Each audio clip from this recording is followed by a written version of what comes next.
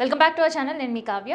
So భర్త తప్పు చేస్తే భార్య మందలిస్తుంది, భార్య తప్పు చేస్తే భర్త మందలిస్తాడు. కానీ ఆ జనరేషన్ పోయి అడ్డదారులు దొక్కే వాళ్ళని అడ్డంగా నరుకుతున్నారు అండ్ వాళ్ళని హత్య చేస్తున్నారు, వాళ్ళపైన దాడి చేస్తున్నారు. ఇట్లాంటి వార్తలు విన్నాం కదా. ఇక ఇప్పుడు నేను చెప్పే వార్త వింటే మీకు షాక్ అయిపోతారు. అసలు ఇట్లాంటి ఆదర్శవంతమైన డట్టి కపుల్ కూడా ఇంకా ఉన్నారా అని అనిపిస్తుంది. ఇంతకీ వీళ్ళు ఎవరు, ఏ జిల్లాలో ఏం చేసారు అనేది చెప్తా. అండ్ భార్యని ఎరచూపించి భర్త దాదాపు 100 మందిని మోసం చేసిండు. దగ్గర దగ్గర ₹1,00,00,000 వరకు కూడా వసూలు చేసిండు. ఇంతకీ ఈ ఘటన ఎక్కడ జరిగింది, వీళ్ళు ఏం చేసినారు, ఇవన్నీ కూడా ఈ వీడియోలో మాట్లాడదాం. మాట్లాడే ముందు కరీంనగర్ ఎస్ఐ సార్ ఏం చెప్తున్నారు అనేది ఒకసారి మీరు వినండి. పంపించి వారు బలపాన్ని మిమ్మల్ని ఆకర్షించడానికి చాలా మంది ప్రయత్నం చేయటప్పుడు నిలబడ్డారు. కాబట్టి ప్రజలు, యువకులు అందరూ జాగ్రత్తగా ఉండాలి. ఫేస్బుక్, ఇన్స్టాగ్రామ్లో ఎవరు కూడా ఫాలో అప్ కావద్దు. వారి మాటలను నమ్మకూడదు.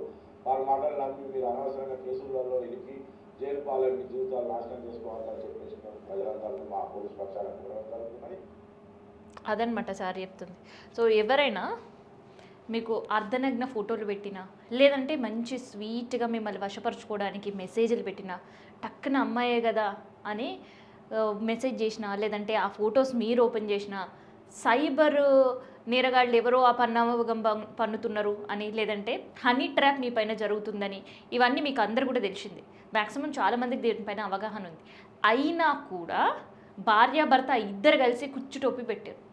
సో మంచిర్యాలలో వీళ్ళు పెళ్లి చేసుకొని ఆ తర్వాత వాళ్ళు కరీంనగర్కి షిఫ్ట్ అయ్యి కరీంనగర్ ఆరేపల్లిలో సంసారం పెట్టి అండ్ అక్కడ దాదాపు సంవత్సరంన్నర ఉండి ఫస్ట్ టైల్ షాప్ ఓపెన్ చేసి టైల్స్ షాప్ సరిగ్గా నడవక వ్యాపారంలో నష్టం వచ్చి సో అది వదిలేసి ఇంటీరియర్ బిజినెస్ వైపు షిఫ్ట్ అయ్యి ఇంటీరియర్ బిజినెస్ రన్ అవుతున్న సమయంలో భార్య ఒక యూట్యూబ్ ఛానల్ ఓపెన్ చేసింది.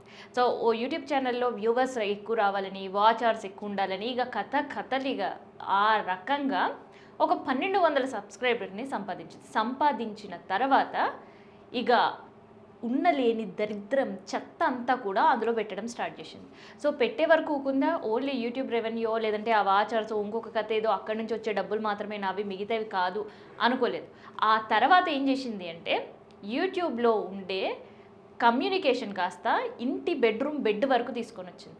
మరి ఇంత జరుగుతుంటే ఏ భర్త అయినా ఏం చేస్తాడు, 2 చంపలు వాయగొడతాడు. కానీ ఇక్కడ మాత్రం భర్త రోలే వేరు, ఆ స్టైలే వేరు. ఏం చేసింది తెలుసా? సో అట్లా ఎవరిని ట్రాప్ చేయాలి అనే డాటా భార్యకి వేయడం, భార్యతో ట్రాప్ చేయించడం, వాళ్ళని వీళ్ళ ఫ్లాట్కి తీసుకురావడం అండ్ వీళ్ళు సన్నిహితంగా ఉండడం, ఏకాంతంగా గడుపుతున్న సమయంలో ఎవరికి తెలియకుండా సీక్రెట్గా వీడియోస్ తీయడం.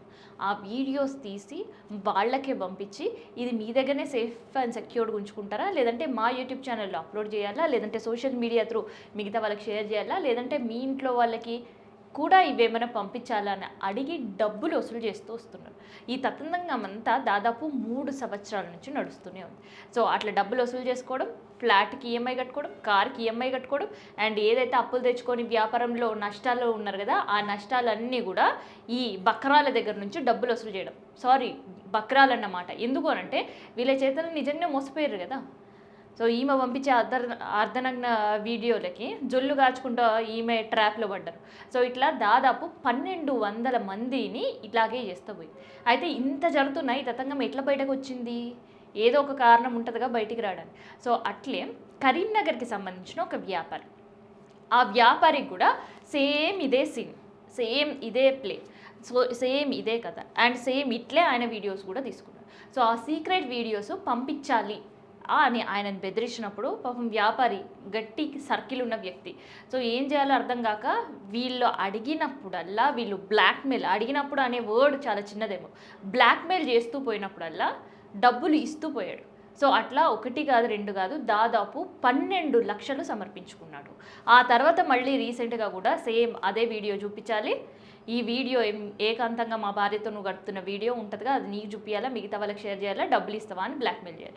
సో అట్లా డబ్బులు ఇస్తూ ఆఖరికి 14 లక్షల చిల్లర.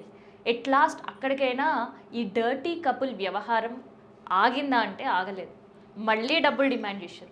సో మళ్ళీ డబ్బులు డిమాండ్ చేసే క్రమంలో ఆ వ్యాపారికి ఏం చేయాలో అర్థం కాక ఆయన సన్నిహితులకి షేర్ చేసుకున్నప్పుడు ఏం చేయాలి అర్థం కాని పరిస్థితిలో కరీంనగర్ ఆరేపల్లిలో ఒక కంప్లైంట్ రిజిస్టర్ చేసి ఆ కంప్లైంట్ ఆధారంగా ఇద్దరు దంపతులను పట్టుకున్నారు.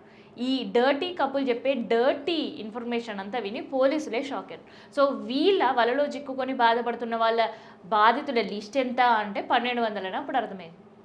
ఈ 1200 దగ్గర నుంచి ఎంత దొరికితే అంత సమాంతం కొట్టేసే పనిలోనే ఉన్నారు. సో బ్లాక్మెయిల్ చేసుడు, వీడియోలు తీసుడు, ఇచ్చుడు అండ్ డబ్బులు వసూలు చేసుడు ఇదే కార్యక్రమం. సో ఇట్లా దాదాపు ₹1,00,00,000 వరకు వసూలు చేస్తున్నారు పోలీసులు. అందుకనే మీరు అలర్ట్గా ఉండండి అని ఇందాక ఎస్ఐ వర్షన్ మనం విన్నాం. ఆయన చెప్పేది ఏంటంటే ఎవరైనా మీకు అర్థనగ్న వీడియోలు పంపించినా, ఎవరైనా మీకు మెసేజెస్ చేసినా వాటికి రిప్లై ఇవ్వకండి. అండ్ ఆ వలుపు వలలో చిక్కుకొని మీరు పోలీస్ స్టేషన్ల చుట్టూ, కేసుల చుట్టూ తిరగకండి. మీ లైఫ్ స్పాయిల్ చేసుకోకుండా ఉండండి. అట్లాంటి బ్లాక్మెయిల్ చేసినా లేదంటే అట్లాంటి మెసేజ్ వచ్చినా దాన్ని బ్లాక్ చేయడము, సంబంధిత పోలీస్ స్టేషన్లో ఫిర్యాదు చేయడం, ఇది చేస్తే తప్ప మీరు సేఫ్ అండ్ సెక్యూర్డ్గా ఉండరు అని చెప్తున్నారు. అయితే ఈ హనీ ట్రాప్ వ్యవహారం అంతా గతంలో సైబర్ కేటుగాడులు చేసేవాడు. సో అట్లే చాలామంది అకౌంట్లోకి వెళ్ళి డబ్బులు గుళ్ళైన పరిస్థితి కూడా చూసినాం. కానీ ఇప్పుడు ఏకంగా భార్యతో భర్త చేయించి మరీ డబ్బులు వసూలు చేసుకున్నారంటే ఇది ఎంత దిక్కుమాలిన దంపతులు అనేది పోలీసులు అరెస్ట్ చేసి వాళ్ళు చేసిన చిట్టా అంతా బయట పెడితే పోలీస్ స్టేషన్లో వచ్చి కూర్చుంటే ఆ తర్వాత వీళ్ళు జైలు జీవితం గడుపుతుంటే అర్థమవుతుంది.